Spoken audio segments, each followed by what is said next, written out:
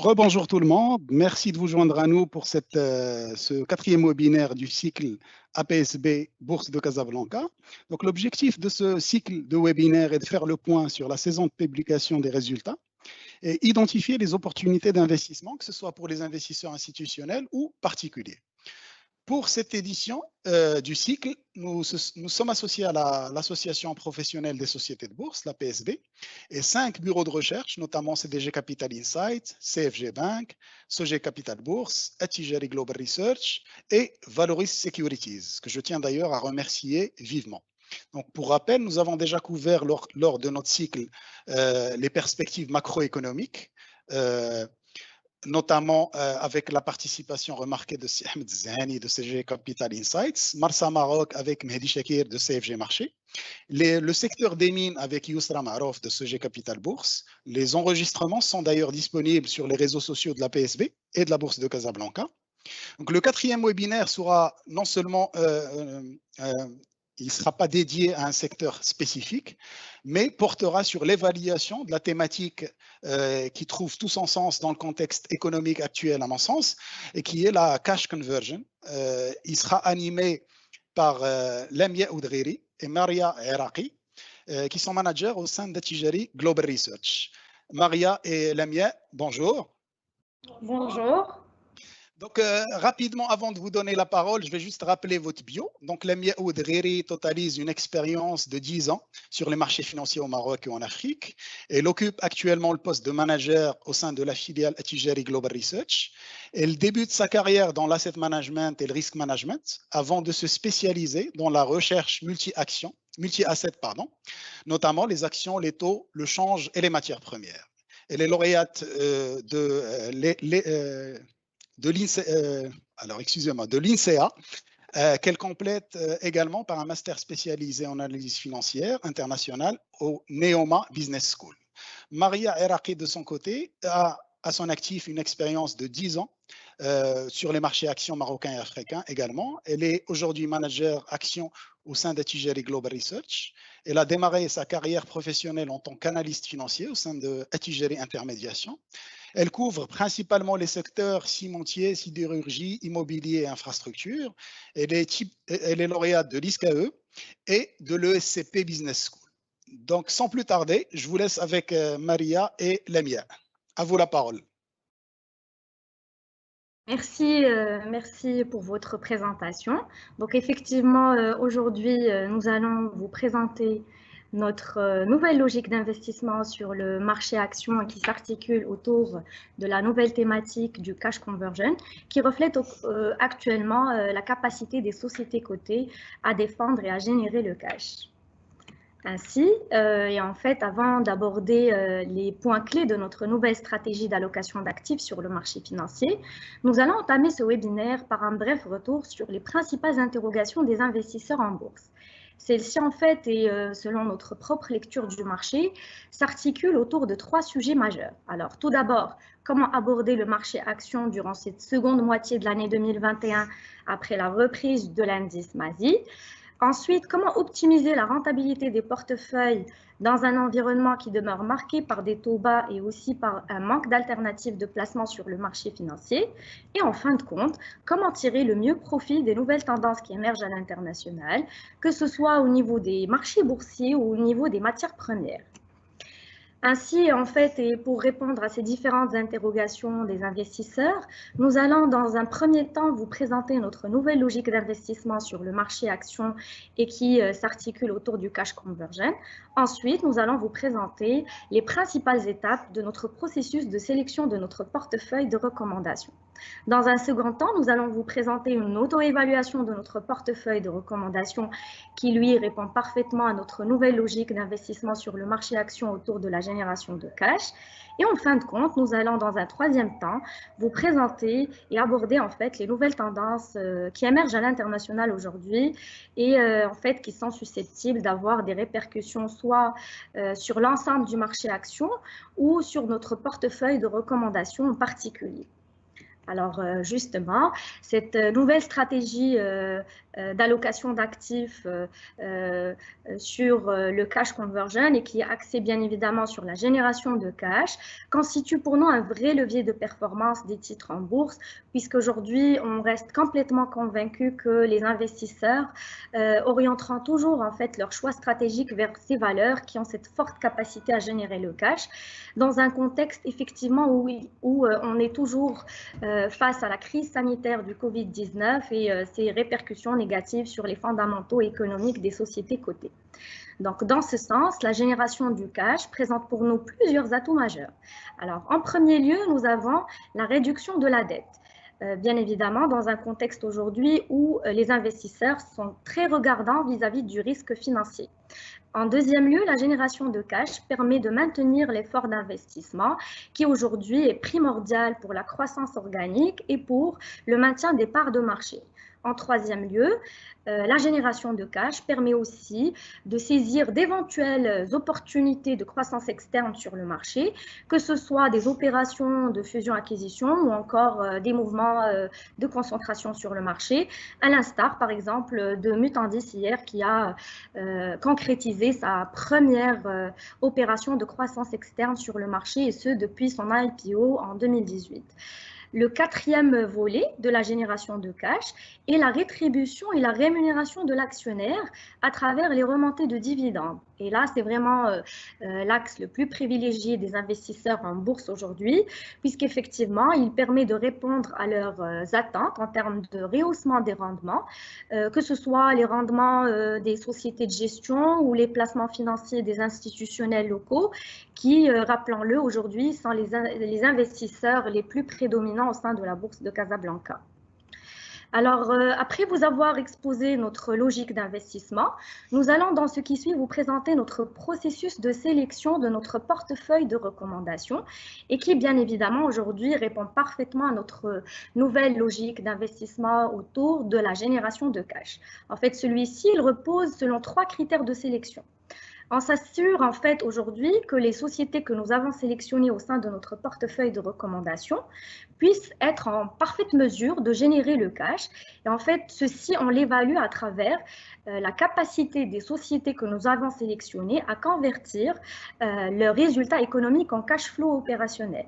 Ce premier axe et ce premier critère est pour nous le socle même en fait de notre stratégie d'allocation d'actifs sur le marché financier. Ensuite, on s'assure que cette génération de cash puisse se refléter et se traduire positivement sur la rémunération et la rétribution des actionnaires. Et cela, on l'évalue à travers 2 volets. Tout d'abord, la remontée régulière des dividendes et ensuite à travers l'amélioration de la création de la valeur économique des sociétés que nous avons bien évidemment retenues et sélectionnées au sein de notre portefeuille de recommandations. Là, on va passer à vous présenter un peu plus en détail chacun de ces critères.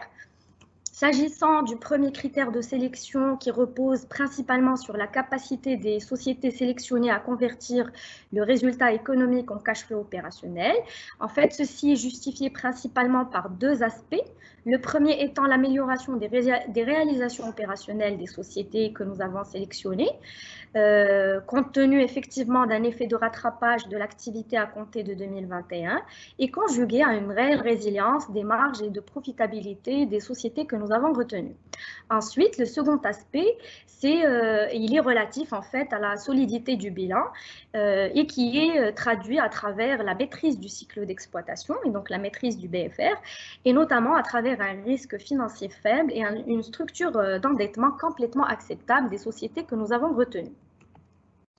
S'agissant maintenant du deuxième et troisième critère de sélection, où on s'assure effectivement que la génération de cash puisse refléter positivement sur la rémunération et la rétribution de l'actionnaire. Cela, en fait, on l'évalue selon 2 points de vue, d'un point de vue financier et d'un point de vue économique. Selon le point de vue financier, on s'assure en fait que la rémunération de l'actionnaire se traduise à travers les remontées de dividendes. Et là, en fait, on n'évalue plus ce critère selon uniquement l'aspect rendement, mais en fait, on intègre un autre concept à notre analyse, analyse, qui est le creusement du spread de rendement par rapport au BDT 5 ans, qui, rappelons-le aujourd'hui, est le benchmark sur le marché action. Et donc là, en fait, on reste complètement convaincu que les boîtes aujourd'hui qui arrivent à creuser le spread de rendement par rapport au BDT 5 ans devraient gagner en attractivité sur le marché action, puisqu'effectivement, les investisseurs seraient prédisposés à mieux valoriser ce type de valeur, et ce, indépendamment des niveaux de valorisation sur le marché action. Ensuite, nous nous assurons que la rémunération de l'actionnaire se traduise d'un point de vue économique à travers l'amélioration de la création de la valeur économique. En fait, cela, on l'évalue à travers la capacité des sociétés que nous avons retenues à présenter en fait un coût du capital relativement bas, bien évidemment, tout en défendant la rentabilité économique. Et là encore, on reste complètement convaincu que les boîtes et les sociétés qui aujourd'hui offrent et en fait, sont résilientes sur le marché et qui présentent en fait un risque financier faible, conjugué à des marges de profitabilité solides et peu volatiles, sont les mieux positionnés aujourd'hui pour tirer profit de la baisse du coût du capital que nous observons aujourd'hui sur le marché action et qui se traduit donc sur le rehaussement technique, je dis bien technique, de la création de la valeur économique. Maintenant, en fait, nous allons passer à expliquer en fait cette baisse du coût du capital sur le marché action et qui, bien évidemment, aujourd'hui profite au mieux aux valeurs résilientes. En fait, cela, on va l'expliquer par deux volets essentiels, notamment la baisse tendancielle des taux, et tout particulièrement les BDT 10 ans sur le marché. Et rappelons-le, c'est le taux sans risque aujourd'hui qui est utilisé pour la valorisation des actions. Celui-là, en fait, il a bénéficié de la baisse du taux directeur de 75 points de base durant l'année 2020. Et qui, bien évidemment, a connu une baisse successive de 25 points de base en mars et de 50 points de base en juin dernier. Et là, on reste complètement aussi convaincu que les investisseurs aujourd'hui, ils intègrent dans leur décision d'investissement un scénario de taux bas au Maroc. Et en fait, celui-ci est justifié, selon nous, à travers trois paramètres essentiels, notamment une demande en BDT très importante sur le marché des adjudications de la part des banques, des sociétés de gestion ou encore des institutionnels locaux. Et ensuite, une politique monétaire de la Banque centrale qui demeure accommodante à travers un taux directeur maintenu à un niveau historiquement bas, à 1,50%. Et en fin de compte, à travers une offre de BDT contenue et qui est justifiée principalement par la diversification des ressources de financement du Trésor entre interne et externe. Maintenant, et s'agissant du deuxième paramètre qui explique la baisse du coût du capital sur le marché action, c'est la résilience en fait de la prime de risque. Et là, on est effectivement sur une prime de risque action qui s'établit à un plus bas historique, à 5,6%, et qui est justifiée selon nous à travers deux paramètres, notamment une projection des investisseurs post-crise sanitaire et qui se traduit et qui se reflète à travers un indice de confiance sur son plus haut sur ces 5 dernières années. Et ensuite, à travers le manque d'alternatives de placement sur le marché financier qui, en fait, maintient l'exigence de rentabilité des investisseurs sur le marché action à des niveaux acceptables, voilà, comme on l'observe autour de 5-6% sur le marché action. Nous arrivons maintenant au terme de notre sélection de portefeuille de recommandations. Celui-ci, en fait, aboutit à un stock pick de 8 valeurs au sein de notre univers d'investissement qui, lui, rappelons-le, se compose des 30 valeurs les plus actives sur le marché et qui représentent près de 80% de la capitalisation du marché. Ainsi, nous aboutissons à un stock pick de 4 big cap et de 4 mid cap. Les 4 big cap sélectionnés sont Ayam, Cosumar, Simar et Total Maroc. Et du côté des mid cap, nous avons retenu CMT, SMI, Snap et Mutandis. Nous arrivons maintenant au terme de notre première partie de ce webinaire et qui vous a exposé bien évidemment notre nouvelle logique d'investissement autour du cash conversion et qui vous a exposé aussi notre processus de sélection de notre portefeuille de recommandations et qui lui répond parfaitement à notre nouvelle stratégie d'allocation d'actifs sur le marché autour de la génération de cash. Nous allons passer donc à notre seconde partie de ce webinaire avec Mel. Merci Lamia. Donc, Effectivement, après avoir présenté notre stratégie d'investissement autour du cash conversion, aujourd'hui, nous avons jugé opportun de dresser un bilan et de réaliser une auto-évaluation objective de notre portefeuille.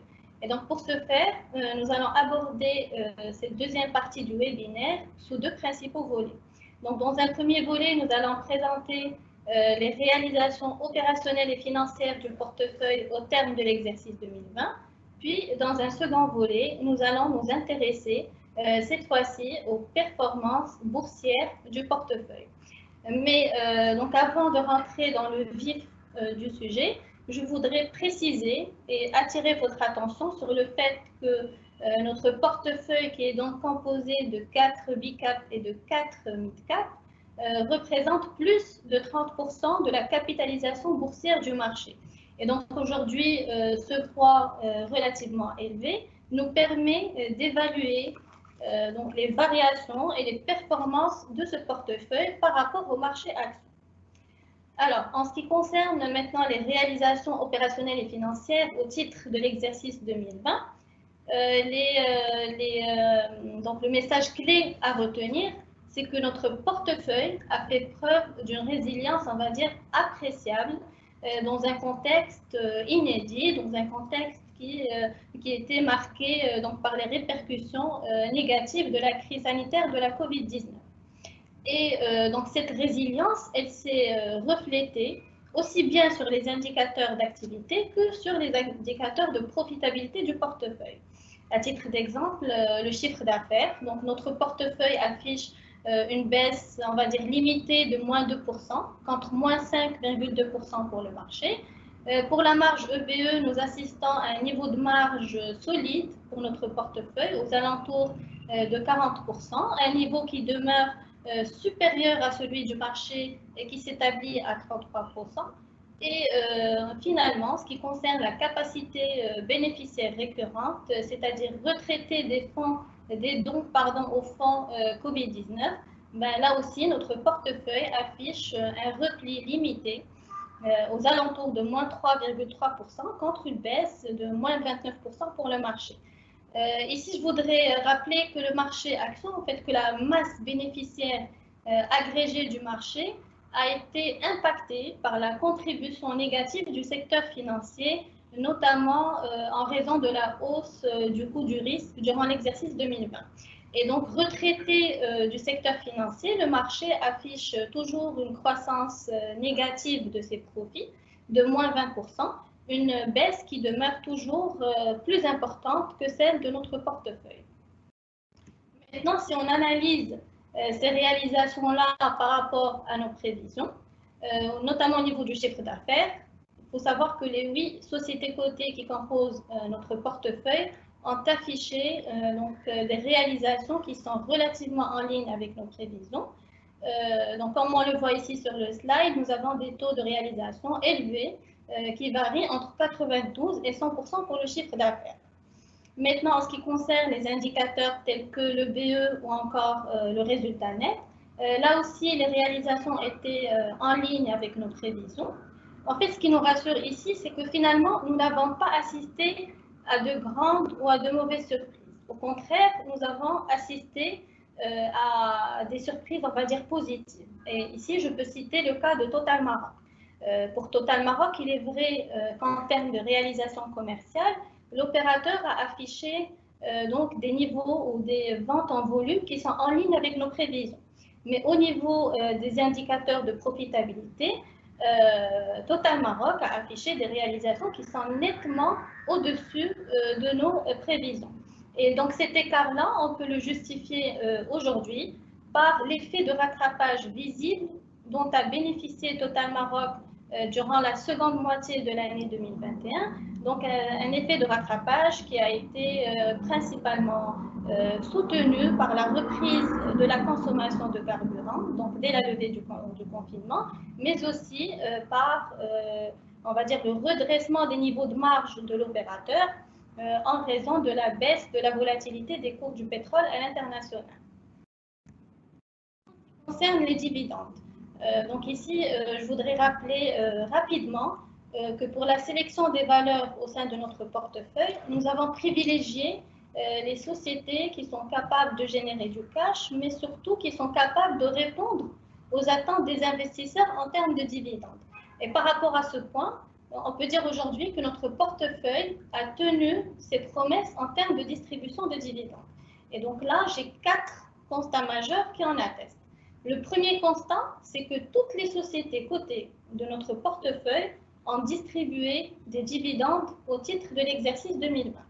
Le second constat, c'est qu'on a assisté à des valeurs qui ont donc distribué des dividendes supérieurs à nos attentes, comme pour CIMAR par exemple. Alors CIMAR, comme vous savez, elle a évolué durant l'exercice 2020 dans un contexte sectoriel peu favorable, marqué par la baisse de 10% des ventes de ciment. CIMAR, elle a également contribué à hauteur de 100 millions de dirhams au fonds Covid-19, un don qui a été intégralement comptabilisé durant l'exercice 2020. Et pourtant, CIMAR a pu relever son niveau de dividende ordinaire de 85 dirhams en 2019 à 90 dirhams en 2020. Et là, même récemment, en fait, ce lundi-là, elle a annoncé un dividende exceptionnel de l'ordre de 10 dirhams. Nous avons également le cas de la CMT. Donc, CMT, après une année de rétention de cash en 2019, a renoué avec la distribution des dividendes au titre de l'exercice 2020. Elle a d'ailleurs annoncé un dividende de 120 dirhams, supérieur à nos attentes, et c'est grâce à la capacité de l'opérateur minier à générer du cash. À l'opposé, on a eu une déception, on va dire, de la part de Maroc Télécom, qui a surpris le marché et qui a revu à la baisse son dividende à 4 dirhams au titre de l'exercice 2020. Mais aujourd'hui, on peut dire que cette décision est tout à fait compréhensible. Pourquoi ? Parce que Maroc Télécom, elle a payé une amende historique de 3,3 milliards de dirhams qui lui a été infligée par la NRT. Elle a également contribué à hauteur de 1,5 milliard de dirhams au fonds Covid-19. Ce qui est rassurant pour Maroc Télécom, c'est qu'aujourd'hui, l'opérateur historique peut renouer avec ses dividendes normatifs dès l'exercice 2021. Donc, on peut assister à un dividende de 6 dirhams minimum dès 2021 grâce à la résilience donc, de l'opérateur, grâce à sa capacité à préserver ses niveaux de marge et à la maîtrise de ses niveaux d'investissement. En ce qui concerne le troisième constat, c'est qu'aujourd'hui, toutes les sociétés cotées, quasiment toutes les sociétés cotées du portefeuille, à l'exception, on va dire, de Maroc Télécom, ont relevé le niveau de leur payout. Et pour nous, ce rehaussement du taux de distribution donc des dividendes reflète pour nous 2 signaux positifs.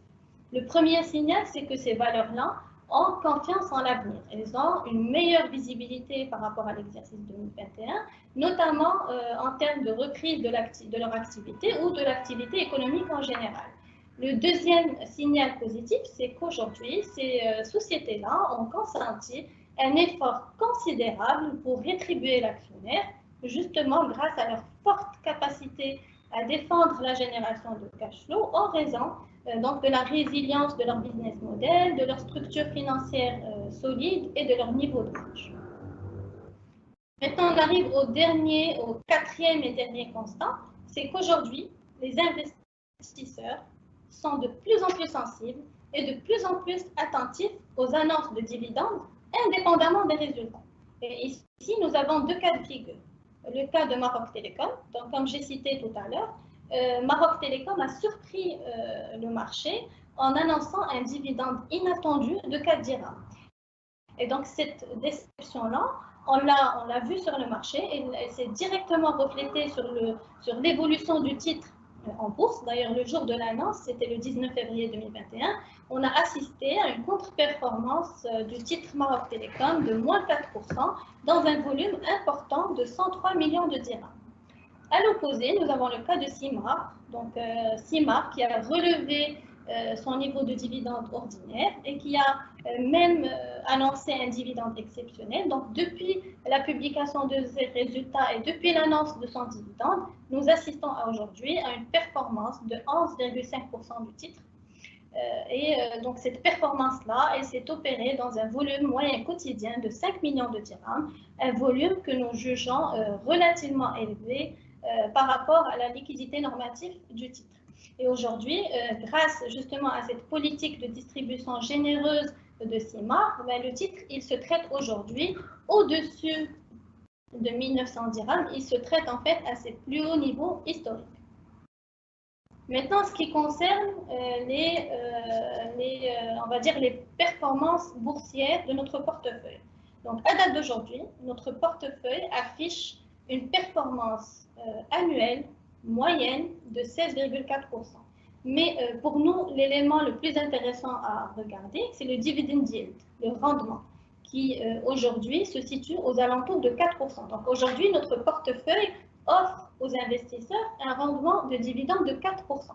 Un rendement que nous jugeons intéressant puisqu'il demeure supérieur à celui du marché action, mais aussi à celui du marché obligataire. Donc on le voit ici dans ce slide, notre portefeuille affiche un spread de rendement de 60 points de base par rapport au MASI et de 204 points de base par rapport au BDT 50. Donc, in fine, nous aboutissons à une rentabilité de 20%. Donc, ici, en fait, lorsque nous avions présenté notre portefeuille donc en début d'année, nous avions anticipé une rentabilité de l'ordre de 26% sur 24 mois. Donc, aujourd'hui, 5 mois seulement après donc, la publication de nos recommandations, notre portefeuille affiche une rentabilité de 20%. C'est-à-dire qu'aujourd'hui, notre portefeuille tient ses promesses et honore ses engagements et surperforme la rentabilité du MASI. Donc, ceci prouve pour nous le vif intérêt et l'intérêt croissant des investisseurs envers notre thématique de placement qui s'articule autour de la notion du cash conversion. Maintenant, si on veut rentrer un peu plus dans le détail par rapport aux valeurs de notre portefeuille, donc on remarque clairement que les performances annuelles de ces valeurs-là ont été principalement soutenues et drivées par les niveaux de spread de rendement qu'elles offrent par rapport au BDT 50.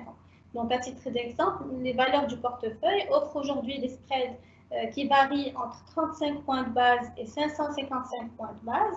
Et parallèlement, on assiste à des performances year-to-date qui varient, qui sont des variations positives, qui varient entre 7,8% et 46%. Donc ici, j'arrive au terme de cette deuxième partie. Maintenant, je vous laisse avec Lamia qui va vous présenter les nouvelles tendances qui émergent à l'international. Merci Malia. Donc justement, on arrive à la troisième partie de ce webinaire qui abordera justement les nouvelles tendances à l'international qui sont aujourd'hui susceptibles d'avoir des impacts soit sur l'ensemble du marché marocain ou encore sur notre portefeuille de recommandations en particulier. Et là, en fait, on relève deux principales orientations sur les marchés à l'international. Tout d'abord, on a un vrai rallye haussier des marchés boursiers à l'international. Ensuite, on a réellement aujourd'hui une réelle hausse généralisée des principales matières premières à l'international, que ce soit les métaux de base, les métaux précieux, les denrées alimentaires, les produits énergétiques ou encore les matières premières plastiques. Justement, aujourd'hui, on assiste à un vrai rallye haussier des marchés boursiers à l'international, à l'échelle mondiale, avec des indices boursiers qui ont retrouvé complètement leur niveau pré-pandémique à travers des taux de rattrapage par rapport au niveau pré-Covid supérieurs à 100% pour la majorité des indices, voire même supérieurs à 120% pour le cas, par exemple, du S&P 500 ou encore du MSCI Emerging Market. Là, ce qu'il faut noter, ce qu'il faut rappeler, c'est qu'aujourd'hui, les deux indices phares à l'international, que ce soit le CAC 40 ou le S&P 500, s'établissent aujourd'hui à des records historiques, soit des plus hauts sur les 20 dernières années, et qui est justifié principalement par un vif intérêt des investisseurs envers le marché actions, et ce indépendamment en fait des niveaux de valorisation, et qui se reflète à travers une performance depuis le début de l'année très positive, de l'ordre de 15 et 12% respectivement pour le CAC et le S&P 500. Maintenant, pour le reste des indices, que ce soit le MSCI Emerging Market ou le MSCI Frontier Market ou le MASI, nous avons là aussi des performances positives depuis le début de l'année, mais de moindres ampleurs, qui varient là entre 5 et 8% et qui offrent aujourd'hui de réelles marges de progression pour ces trois marchés-là à court-moyen terme. Maintenant, ici, on passe aux facteurs qui expliquent et qui justifient cette frénésie sur les marchés à l'international au niveau des indices boursiers. Nous avons trois constats majeurs. Alors, le premier est bien évidemment les perspectives positives à la reprise économique à l'échelle mondiale, qui aujourd'hui est soutenue par le bon déroulement de la campagne de vaccination à l'échelle internationale, notamment à travers des taux de vaccination de la population très élevés aux États-Unis, en Chine et en Europe, respectivement de 50%, 38% et 36%. Le Maroc n'est pas en reste par rapport à cette tendance puisque lui aussi il affiche un taux de vaccination de la population ayant reçu la première dose du vaccin de près de 24% actuellement et qui est nettement supérieur par rapport à la moyenne observée à l'échelle mondiale qui n'est que de 10% seulement. Maintenant, et s'agissant du deuxième facteur qui explique cette frénésie sur les marchés à l'international, nous avons le stimulus budgétaire et monétaire important que l'on observe aujourd'hui à l'échelle internationale. Donc, on a d'une part des plans de relance historiques et d'envergure inédites, avec notamment, pour exemple, aux États-Unis, un plan de relance cumulé depuis le début de la crise sanitaire de près de 6 000 milliards de dollars. Et là encore, en fait, le Maroc n'est pas en reste, puisqu'effectivement, le gouvernement a mis en place un plan de relance d'envergure inédite, soit de 120 milliards de dirhams, soit un effort budgétaire de 11% du PIB, et qui est axé principalement vers le soutien du secteur productif de l'économie à travers l'opérationnalisation du Fonds stratégique pour l'investissement, qui lui est doté d'une manne financière de près de 45 milliards de dirhams, avec une contribution de l'État de près de 15 milliards de dirhams. Alors, aux côtés de ces plans de relance historiques et d'envergure inédite et vraiment gigantesques sur le marché, nous avons aussi des plans, des politiques monétaires ultra accommodantes des principales banques centrales à l'international, notamment s'agissant de la BCE ou de la Fed qui maintiennent aujourd'hui leur taux directeur à des niveaux planchers et qui mettent en place aujourd'hui des programmes de rachat d'actifs sur les marchés financiers, des programmes de quantitative easing importants. Le Maroc est encore une fois n'est pas en reste par rapport à cette tendance des politiques monétaires à l'international, avec des actions monétaires très importantes de la Banque centrale et des actions proactives, et ce depuis le début de la crise sanitaire, notamment à travers l'abaissement à 2 reprises de son principal taux directeur et qui aujourd'hui se maintient à un niveau bas historique à 1,5%, la libéralisation complète du compte de la réserve ou encore le triplement de la capacité de refinancement des banques auprès de Banque Maghreb qui aujourd'hui effectivement soutient les conditions de financement de l'économie. Troisième constat majeur et troisième facteur et levier qui explique cette frénésie sur les marchés à l'international, nous avons aussi cette projection des investisseurs post-crise sanitaire, puisqu'effectivement les investisseurs aujourd'hui, ils se projettent post-normalisation des résultats, ce qui effectivement aujourd'hui drive à la hausse les cours et ce indépendamment des niveaux de valorisation élevés sur le marché. Au Maroc, nous avons 2 autres facteurs fondamentaux et qui sont propres au marché marocain et qui expliquent un peu l'intérêt des investisseurs envers l'action. C'est l'environnement de taux bas actuel et le manque d'alternatives de placement sur le marché financier. En fin de compte et in fine, nous restons complètement convaincus que le Maroc ne peut pas rester décalé par rapport à cette tendance à l'échelle internationale observée sur les marchés boursiers. Et nous pensons effectivement que nous allons connaître une synchronisation avec cette performance boursière à l'international et que nous allons nous acheminer vers une performance au-delà des 10% pour l'année 2021 pour le cas du marché marocain. Alors, et en parallèle donc à cette frénésie sur les marchés à l'international, nous assistons aujourd'hui à une hausse généralisée des principales matières premières à l'international. Et là, en fait, nous allons faire le focus uniquement sur les matières premières qui ont un impact sur notre portefeuille de recommandations, et donc notamment les métaux de base. Aujourd'hui, effectivement, le plomb et le zinc s'établissent à des niveaux élevés, autour de $2200 la tonne pour le plomb et de $3000 la tonne pour le zinc, soit soit des performances year-to-date très robustes et solides, de près de 13% et de 12%, soit des plus hauts sur les 2 dernières années. Et en fait, ces tendances haussières des métaux de base s'expliquent bien évidemment par cette reprise et ces perspectives positives autour de la reprise de l'économie mondiale, et aussi par un décalage visible entre l'offre et la demande minière à l'échelle internationale. Alors, du côté de l'argent, nous avons aussi une vraie tendance haussière qui a débuté depuis le T3 2020, et donc passant d'un plus bas de 12 $ l'once à près de 28 $ l'once actuellement, soit un plus haut depuis 2013. Et donc, il affiche toujours une performance positive de 6% depuis le début de l'année.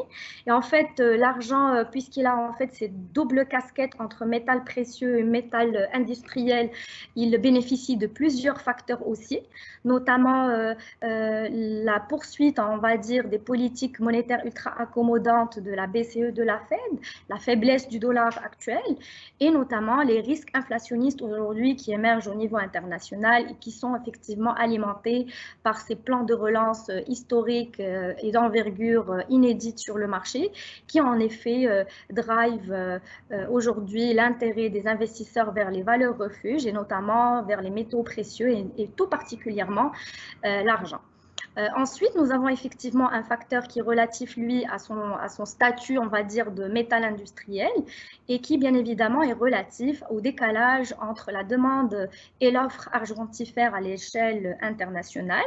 Et là, effectivement, on a une demande très importante en argent qui provient de cette nouvelle stratégie autour de la transition énergétique des principales économies mondiales, notamment les États-Unis, la Chine ou encore l'Europe, qui aujourd'hui se traduisent à travers le bon essor du photovoltaïque ou encore de la voiture électrique, et qui est conjugué aujourd'hui à une offre argentifère en baisse depuis 2016, qui est en fait impactée par la fermeture de plusieurs mines polymétalliques à travers le monde et qui bien évidemment demeure aujourd'hui, l'argent en fait, il demeure bien évidemment un byproduct de plusieurs métaux de base, et donc il a été impacté, la production d'argent a été fortement impactée par cette fermeture. Au niveau du sucre blanc à l'international, nous avons là aussi une vraie tendance haussière qui est visible depuis le T3 2020, passant d'un plus bas de 307 $ la tonne à plus de 478 $ la tonne actuellement, soit un plus haut depuis mars 2017. Et bien évidemment, depuis le début de l'année, il affiche une performance positive de près de 10%. Là encore, on a une tendance haussière qui est expliquée par 2 facteurs majeurs, notamment la reprise de la consommation hors foyer compte tenu de ces levées de restrictions sanitaires progressives à compter du S2 2021 de par le monde, et aussi cette tendance haussière au niveau des produits énergétiques qui drive aujourd'hui la production de la canne à sucre vers l'éthanol plutôt que le sucre blanc à l'international, qui aujourd'hui a une marge, on va dire, plus faible que l'éthanol. Maintenant, et du côté des produits énergétiques et des dérivés de pétrole, notamment le petcoke, nous assistons aujourd'hui depuis le début de l'année à une hausse très significative du Brent et du WTI à travers des performances robustes de 34% et de 37%. Passant d'un plus bas durant le T3 2020 à près de 19 $ à plus de 69 $ le baril actuellement pour le Brent, et d'un plus bas de 12 $ le baril à 66 $ le baril pour le WTI, soit des plus hauts sur les 2 dernières années. Et là encore, cette tendance haussière s'explique principalement par le décalage entre l'offre et la demande sur le marché pétrolier. Nous avons d'une part une hausse importante de la demande et d'une autre part une hausse limitée de l'offre pétrolière mondiale. Alors, du côté des matières premières plastiques, nous assistons aussi à une envolée des prix du PVC et de l'éthanol à l'échelle mondiale qui est justifiée principalement par la hausse de la demande et qui est conjuguée avec des problèmes et des difficultés d'approvisionnement aujourd'hui qui drivent un peu les cours des matières premières plastiques vers la hausse. Maintenant, nous arrivons en fait aux impacts de cette tendance haussière des métaux et des matières premières à l'international sur les principaux secteurs recommandés au sein de notre portefeuille. Donc, nous allons commencer avec le secteur minier, qui bien évidemment demeure en première ligne par rapport à l'impact positif des prix des métaux de base et des métaux précieux à l'international, avec 2 minières recommandées, notamment CMT et SMI, qui aujourd'hui devraient profiter d'un effet prix très positif sur les marchés à l'international. On a en effet du côté de l'argent, un cours moyen de l'argent qui aujourd'hui connaît une vraie accélération haussière durant le T2 2021 à travers une hausse de 63%, contre uniquement 55% durant le T1 2021, et qui se reflète à travers un cours moyen observé depuis le début de l'année 2021 autour de 26 $ l'once, contre uniquement 16 $ l'once durant les 5 premiers mois de l'année précédente, soit une progression très significative de près de 60% sur les marchés à l'international. L'argent qui, rappelons-le, bien évidemment, constitue près de 30% du chiffre d'affaires de CMT et la totalité du chiffre d'affaires de SMI. Du côté du plan, là encore, on a une vraie accélération haussière durant le T2 2021 qui augmente effectivement de près de 27% contre une hausse limitée de 9% durant le T1 2021. Et donc, on passe sur une moyenne annuelle de 2000 $ la tonne pour le plan durant l'année 2021 à près à 1700 $ en fait durant la même période de l'année précédente, soit une progression significative de 16%. Rappelons ici que le plan il représente près de 60% du chiffre d'affaires de la CMT. Et là, et concernant l'effet prix, nous on reste en fait complètement confiants et positifs vis-à-vis de l'évolution des cours de l'argent et du plan en 2021 et qui est corroboré aujourd'hui par les principales prévisions des brokers à l'international. Alors, concernant la production, et qui aujourd'hui, bien évidemment, demeure un point essentiel pour les minières, nous, on pense effectivement et on s'attend à un effet de rattrapage visible des volumes, que ce soit pour SMI ou CMT à compter du S2 2021 et qui est expliqué par plusieurs facteurs. Le premier étant la levée des restrictions sanitaires et des mesures de distanciation à compter du S2 2021 à l'échelle nationale et qui devrait avoir un impact positif sur l'activité minière. Ensuite, nous pensons effectivement qu'il y aura un redressement du climat social au sein de la mine de CMT et nous pensons aussi qu'il y aura aujourd'hui un vrai rattrapage de la production de SMI et à travers effectivement un effet de rattrapage de la production, notamment en lien avec l'activation de 2 leviers importants qui aujourd'hui pourraient compenser la baisse de la teneur observée au sein de la mine de SMI, notamment le projet de carrière qui aujourd'hui devrait contribuer à hauteur de 2 à 3 tonnes par mois à la production de SMI, ou encore le démarrage de la nouvelle usine donc, de traitement des halles, des rejets miniers qui contribuent déjà à la production de SMI à hauteur de 30 à 40 tonnes par an à la production donc, de SMI. Et donc, on s'attend complètement à un effet de rattrapage à compter du S2 2021. Ainsi, nous nous attendons à une stabilité, voire à une légère baisse de la production sur l'ensemble de l'année 2021 et à un retour complètement à des niveaux normatifs de production à compter de 2022. Alors, compte tenu de l'ensemble de ces éléments et du côté des résultats financiers des 2 minières cotées, nous nous attendons à une amélioration des revenus, bien évidemment soutenu par cet effet prix positif et par la reprise des volumes de production. Nous nous attendons aussi à un vrai redressement de la marge de profitabilité qui, elle, devrait bénéficier de la maîtrise des cash costs des 2 minières cotées et qui devrait avoir un effet visible sur la marge sur coût variable qui devrait effectivement se refléter à travers une accélération beaucoup plus importante de l'EBE par rapport au chiffre d'affaires et qui donc devrait se refléter positivement sur les capacités bénéficiaires de 2 minières cotées durant la période prévisionnelle 2021-2022 et donc effectivement nous nous attendons à une réelle amélioration de la politique de distribution de dividendes des 2 minières cotées à compter de 2021. Alors là, on passe au secteur agroalimentaire qui est, lui, représenté par Cosumar, qui effectivement devrait connaître un impact positif relatif au prix du sucre à l'international et bien évidemment qui est conjugué à un contexte favorable à l'export.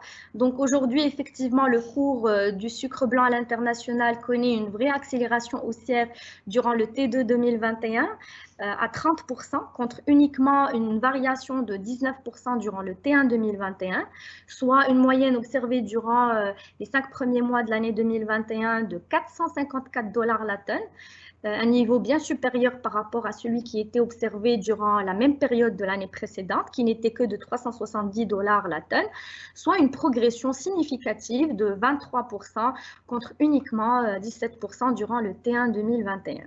Et là, nous restons complètement positifs, là aussi, concernant l'évolution du prix du sucre à l'international en 2021, compte tenu du déficit que connaît le marché sucrier aujourd'hui à l'échelle mondiale. Alors, maintenant, on va passer au volume à l'export. Effectivement, là encore, on s'attend à une soutenabilité des volumes exportés au-dessus des 504 tonnes. Rappelons aujourd'hui qu'effectivement, l'année 2020 a été marquée par d'importantes opportunités à l'export qui a propulsé les volumes à l'export à un record historique de près de 647 tonnes. Et là, donc, on estime qu'on devrait revenir à des niveaux plus normatifs et qui pourraient aller jusqu'à 604 tonnes. Et qui est justifié principalement par deux leviers importants, notamment une bonne visibilité sur la campagne sucrière locale, qui selon nous devrait atteindre les 554 tonnes durant les 2 prochaines années, justifiée et soutenue par une amélioration de l'amont agricole d'une part et d'une autre part par le taux de remplissage de barrages qui aujourd'hui s'établit à un niveau très élevé autour de 50%. Donc effectivement, nous nous attendons à ce que la production locale puisse aujourd'hui satisfaire au moins la moitié de la consommation locale en sucre blanc qui est aujourd'hui de 1,2 million de tonnes et qui permettrait donc de libérer d'importantes capacités à l'export de la raffinerie de Casablanca, qui elle aussi bénéficie de la hausse de sa capacité de production à hauteur de 1,4 million de tonnes. Maintenant, et compte tenu donc de cet effet prix sur le chiffre d'affaires à l'export de Cosumar qui représente pratiquement 30% de son chiffre d'affaires global, nous nous attendons effectivement à une amélioration des revenus, à une consolidation des marges, cette fois-ci compte tenu des bonnes perspectives de la campagne agricole sucrière locale qui a marge supérieure par rapport à la marge de raffinage à l'échelle internationale. Et au final, nous nous attendons à une réelle amélioration des bénéfices qui, bénéficie de deux facteurs importants, notamment l'intégration du projet Dorian dans le périmètre de consolidation de Cosumar, qui, rappelons-le, est un projet avec une capacité de production de 840 000 tonnes et une quote-part de Cosumar de près de 43% dans ce projet. Et aussi par la non-récurrence du don au fonds Covid de 100 millions de dirhams et qui devrait effectivement soutenir significativement la capacité bénéficiaire de Cosumar en 2021. Donc, in fine, nous nous attendons effectivement à une soutenabilité, voire à une amélioration de la politique de distribution du dividende de l'opérateur sucrier durant la période prévisionnelle 2021-2022. Maintenant, nous allons passer aux autres secteurs qui composent notre portefeuille de recommandations avec Maria. Donc, en ce qui concerne cette fois-ci le secteur cimentier, donc je tiens à rappeler que le petcoke, qui intervient au niveau de la production du clinker, suit généralement l'évolution des prix du pétrole à l'international. Et là aussi, nous avons assisté à une hausse très importante du petcoke, donc de l'ordre de 57% durant les 5 premiers mois de l'année 2021 comparativement à la même période de l'année précédente. Et donc, du moment que le petcoke représente à côté de l'électricité une part très importante dans le post-achat des opérateurs cimentiers.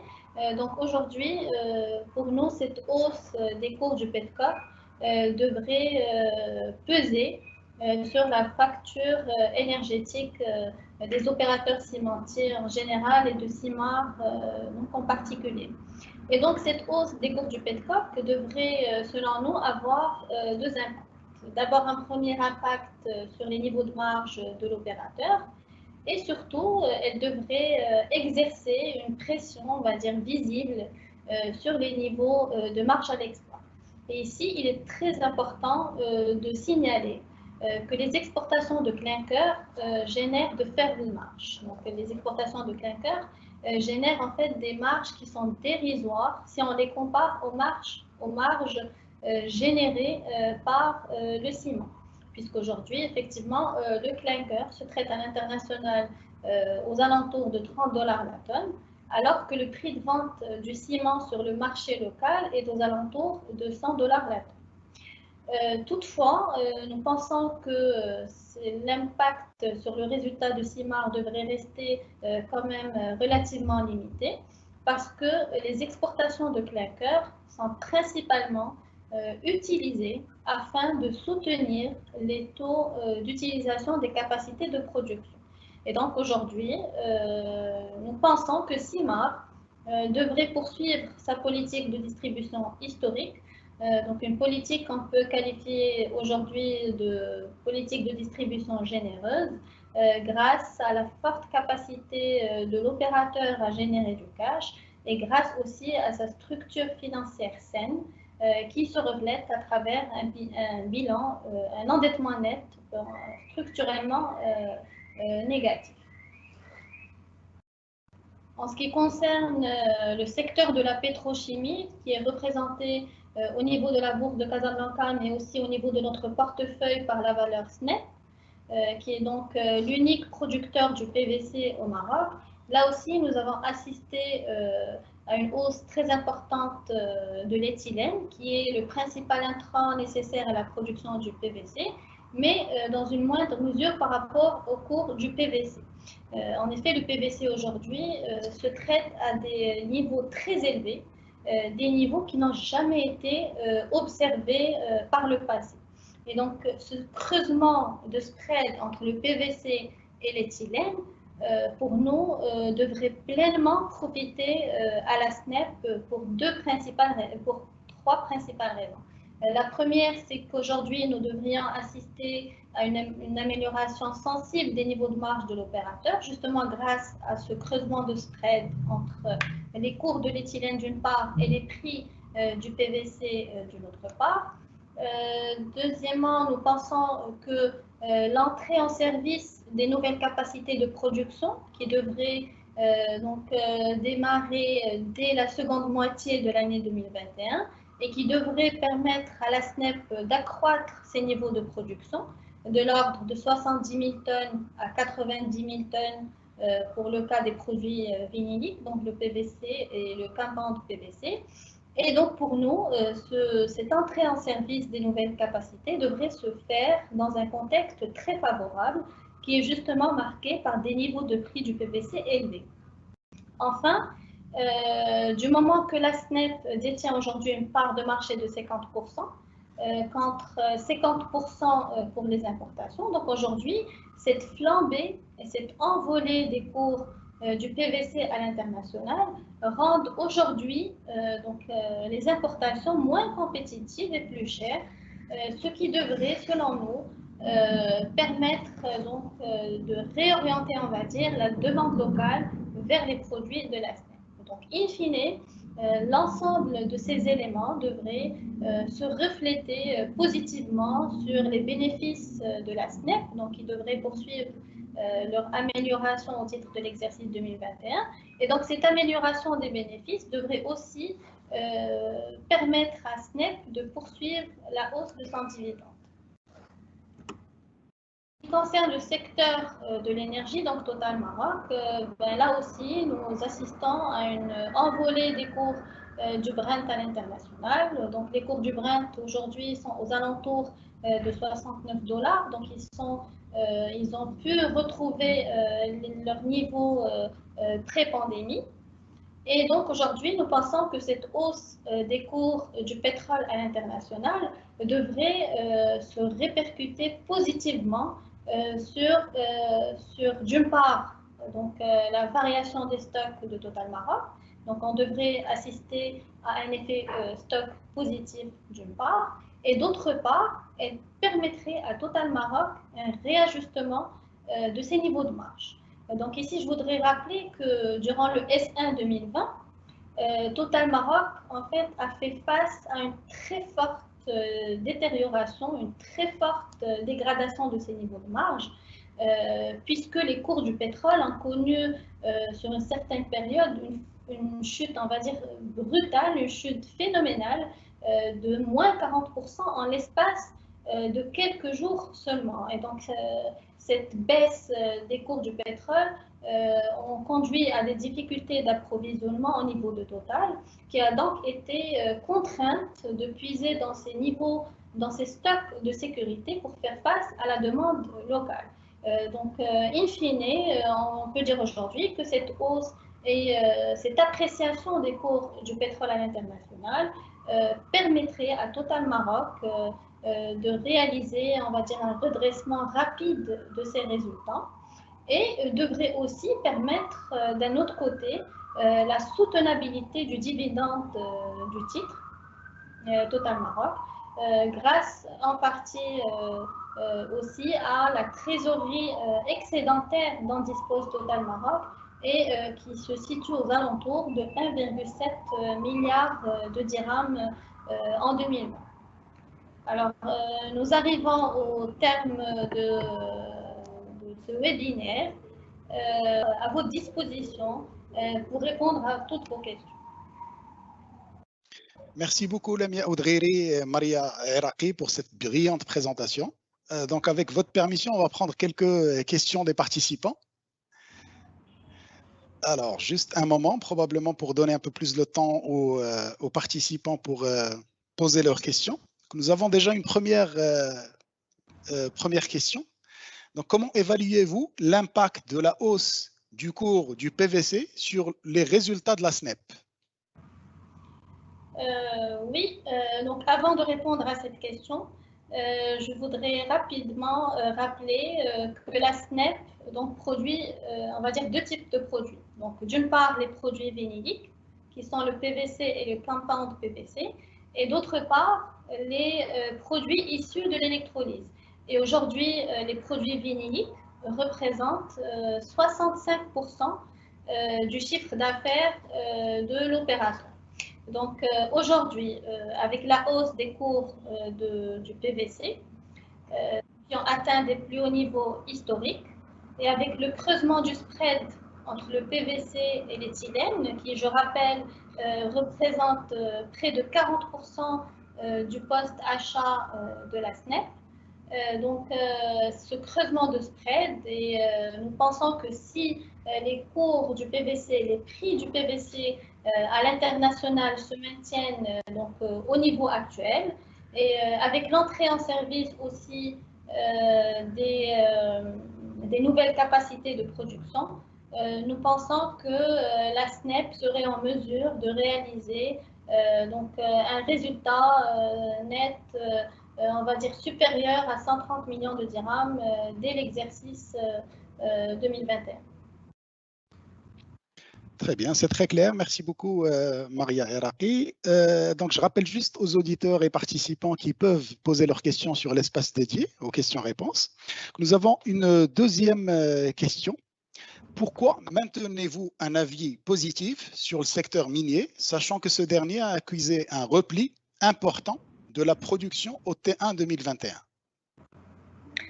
Alors justement, il est vrai qu'aujourd'hui, le secteur minier, principalement donc les deux valeurs que nous avons recommandées au sein de notre portefeuille de recommandations, à savoir CMT et CMI, ils ont effectivement aujourd'hui connu une baisse importante de leur production qui est en plus, on va dire, remarquée depuis le début de la crise sanitaire, en lien bien évidemment avec les mesures de restriction sanitaire et les mesures de distanciation qui en général ont eu un impact très négatif sur l'activité minière en général. Nous avons aussi, durant ce premier trimestre 2021, constaté un mouvement social au sein de la CMT, ou encore, bien évidemment, la baisse de la teneur de la SMI qui, aujourd'hui, effectivement, on va dire, observée depuis un certain moment sur le marché. Donc, effectivement, aujourd'hui, durant le T1 2021, les deux minières ont observé des baisses de l'ordre de 36 et 26% de leur production. Maintenant, nous, on reste complètement confiant par rapport au caractère court-termiste de cette baisse de production, puisque pour nous, en fait, les réserves sont toujours là. Et donc, pour nous, c'est juste un décalage dans le temps de la production, car in fine, nous devrions effectivement toujours nous attendre forcément en fait à un retour de la production à un niveau normatif. Donc, pour nous, aujourd'hui, l'élément essentiel et primordial à voir ou à surveiller, c'est l'effet prix. Et pour nous, aujourd'hui, l'effet prix, il est très, très positif pour l'argent, le plomb ou le zinc, qui bien évidemment représente le portefeuille métal de CNT et CMI.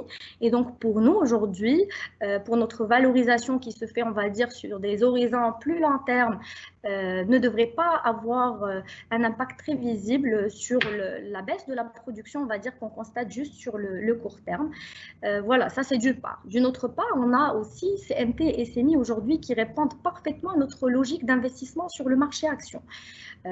Autour de la génération de cash qui leur a permis effectivement d'offrir et de revenir en tout cas à des niveaux de distribution très généreuses, par exemple pour le cas de CMT en 2020, à travers un dividende de près de 120 dirhams, donc qui a vraiment surpris tout le marché, ou encore à travers le retour à une distribution de dividendes de SMI après 2 années de rétention, en 2018 et en 2019. Donc c'est réellement la thématique de la génération de cash. Maintenant, on reste très positif sur ces deux valeurs sur la période 2021-2022, puisqu'effectivement, nous nous attendons à des marges de profitabilité très lucratives, en lien bien évidemment avec la maîtrise des cash costs actuels. Et donc, nous nous attendons effectivement, pour le cas de SMI, un RNPG qui devrait dépasser les 200 millions de dirhams à compter de 2021 et qui devrait donc soutenir effectivement aujourd'hui une politique de distribution très généreuse de l'opérateur. On s'attend à un DPA qui pourrait aller vers les 100 dirhams durant la période 2021-2022. Et là, on reste vraiment réconforté par rapport à ce niveau de dividende puisqu'effectivement, l'opérateur, en fait, durant la période 2015-2016, il offrait ce niveau de dividende avec une capacité bénéficiaire autour de 200 millions de dirhams. Donc, nous restons complètement confiants par rapport à la capacité de SMI de revenir à ces niveaux de distribution de dividendes qui représentent, rappelons-le, le double de ce qui a été offert au marché aux actionnaires en 2020. Maintenant, pour le cas de CMT, effectivement, il va profiter d'un effet très positif sur sa marge de profitabilité, là encore en lien avec la maîtrise des cash costs. Et donc, nous nous attendons effectivement à un niveau de distribution très important qui devrait en tout cas se poursuivre, puisque effectivement, durant l'année 2020, la CMT a déjà offert les 120 dirhams. Et donc, nous, on pense effectivement que durant la période 2021-2022, CMD devrait poursuivre cet effort de distribution et nous pourrons nous acheminer vers un DPA autour de 130 dirhams durant la période 2021-2022. Rappelons effectivement là que la CMT devrait carrément connaître un triplement au niveau de sa capacité bénéficiaire durant l'année 2021 qui va être en plus très soutenue par, on va dire, la non-récurrence de la provision qui est liée au réajustement à la juste valeur de sa participation de CMT dans AMG. Et donc, effectivement, nous pourrons nous attendre carrément à un RNPG au-delà des 150 millions de dirhams pour CMT à horizon 2021-2022. Donc là, ce qu'il faut dire, c'est que pour nous, les réalisations trimestrielles ne reflètent pas du tout le potentiel des deux minières, puisqu'effectivement, aujourd'hui, le contexte minier est très, très favorable. Et donc, nous maintenons un avis très positif et nous maintenons aussi notre court objectif pour les deux minières à 1850 dirhams pour la CMT, à 2420 dirhams pour pour la SMI. Et effectivement, on reste totalement confiant par rapport à l'upside que offrent ces deux minières qui sont aujourd'hui très importants, qui tiennent en compte des deux aspects rendement et performance, à savoir 15 et 20% respectivement pour CMT et CMI en 2021-2022. C'est très clair. Merci beaucoup, Lamia Oudreri. Donc, nous avons une autre question d'une participante qui nous demande, suite à la hausse du marché action depuis début 2021, et je rappelle juste que le MSI 20 est à peu près à 10%, à plus 10% depuis le début de l'année. La participante continue. Quels sont les changements de recommandation opérés sur votre portefeuille? Donc, suite à la hausse du marché, quels sont les changements de recommandation opérés sur votre portefeuille? Effectivement, une question très pertinente. Aujourd'hui, nous avons parmi les big caps de notre portefeuille, donc on a 3 big caps à l'image de Simar, de Cosumar et de Total Maroc, qui aujourd'hui effectivement ont atteint, elles ont même dépassé en fait le cours objectif que nous avions communiqué en début d'année. Et c'est clair qu'aujourd'hui, nous allons procéder à une actualisation de nos recommandations par rapport à ces valeurs-là. Maintenant, au niveau des mid-cap, pour nous, il y a encore du potentiel d'appréciation en bourse. Donc, on maintient toujours un avis positif sur ces mid-cap-là, principalement grâce à leur capacité donc à améliorer leurs résultats et leurs bénéfices durant l'exercice 2021 dans un contexte très favorable, donc comme on a vu durant ce webinaire. Très bien, merci beaucoup, c'est clair. Quatrième question avec votre permission. Si vous me le permettez, on va prendre 3 autres questions avant de vous libérer. Donc, première, c'est quelles sont vos projections pour Cosumar en 2021, surtout que la valeur a déjà dépassé votre cours objectif?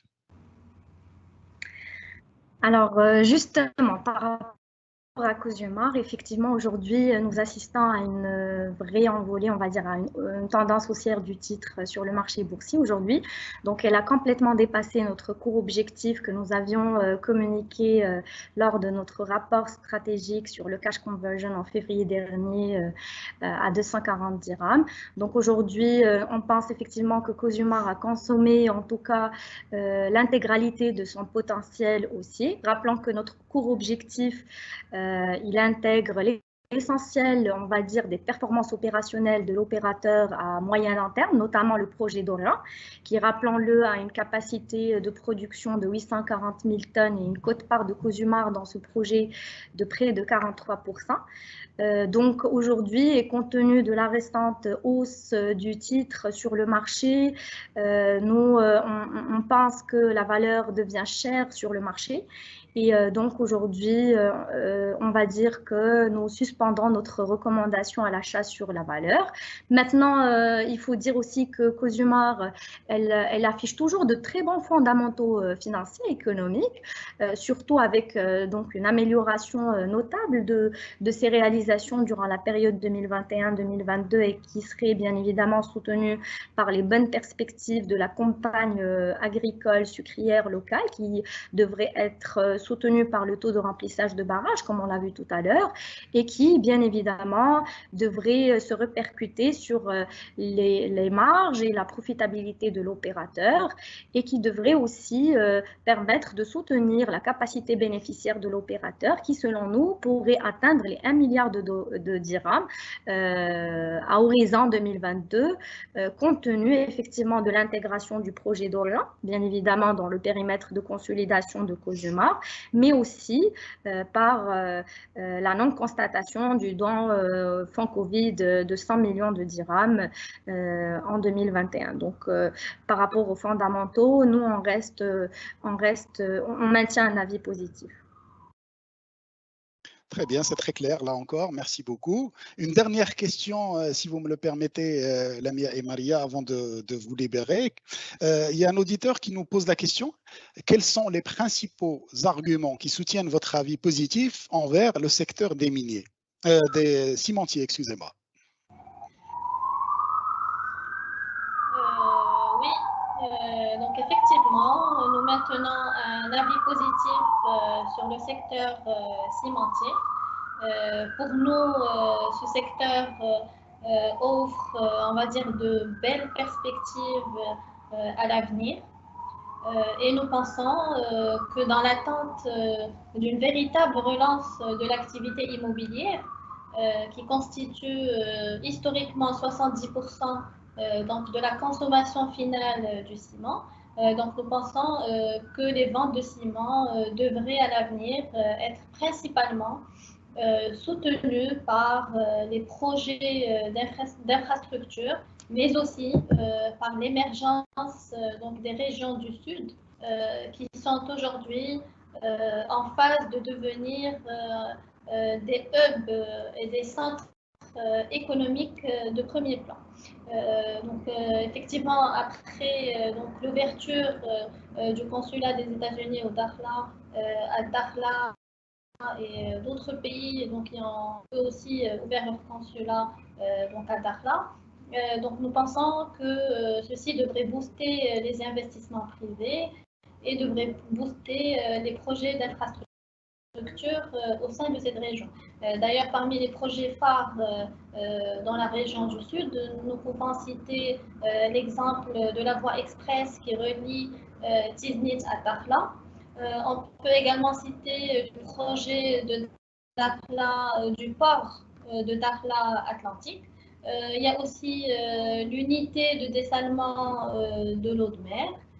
Et bien entendu, il y a d'autres projets structurants qui vont être lancés au niveau de la région d'Agadir. Donc pour nous, l'ensemble de ces projets et aussi la politique active, on va dire, du Royaume en termes de construction de barrages qui devrait, selon nous, driver les ventes de ciment à l'avenir. Donc ça d'une part. D'une autre part, donc, comme j'ai dit tout à l'heure, le secteur cimentier a baissé, il a affiché donc une baisse de l'ordre de moins 10% durant l'exercice 2020. Et pourtant, les opérateurs cimentiers cotés, donc on peut traverser cette phase tout en maintenant leur politique de distribution de dividendes. Donc pour nous, avec la reprise attendue des ventes de ciment à l'avenir, nous devrions assister à une poursuite de cette politique de distribution de dividendes. Et donc, pour nous, le secteur cimentier devrait continuer à offrir un rendement intéressant, toujours attractif, parmi, on va dire, les meilleurs sur le marché actuel. Très bien, merci beaucoup. Je pense que ça répond largement à la question de l'auditeur. Lamia Oudgheri, Maria Iraqi, merci encore beaucoup pour votre disponibilité, pour votre patience, pour évaluer pour nous et pour les investisseurs la thématique d'investissement cash conversion, qui, à mon sens, trouve beaucoup d'intérêt dans le contexte économique actuel. Donc, merci encore. Merci. Il ne me reste plus que... Merci beaucoup. Il ne me reste plus qu'à rappeler... Je tiens à remercier aussi au nom de toute l'équipe de Tijari Global Research, la PSB, la Bourse de Casablanca, pour nous avoir permis effectivement de partager notre vision du marché action et notre nouvelle stratégie d'allocation d'actifs sur le marché. Merci beaucoup. Merci beaucoup. Merci pour votre disponibilité et présentation. Donc, il ne me reste plus que remercier les participants pour leur écoute et participation active à travers les questions. Je rappelle juste que les webinaires sont enregistrés et disponibles sur les réseaux sociaux de la Bourse de Casablanca et de la PSB, notamment celui-ci. Et je vous donne rendez-vous pour le prochain webinaire avec Ahmed Rocht, qui est responsable analyse et recherche chez Valoris Securities, qui nous parlera le mardi 15 juin à 15 h du secteur de l'énergie, notamment des valeurs Taqa, Total et Africa. Merci beaucoup et à très bientôt. Merci beaucoup. Au revoir, à bientôt. Merci, au revoir.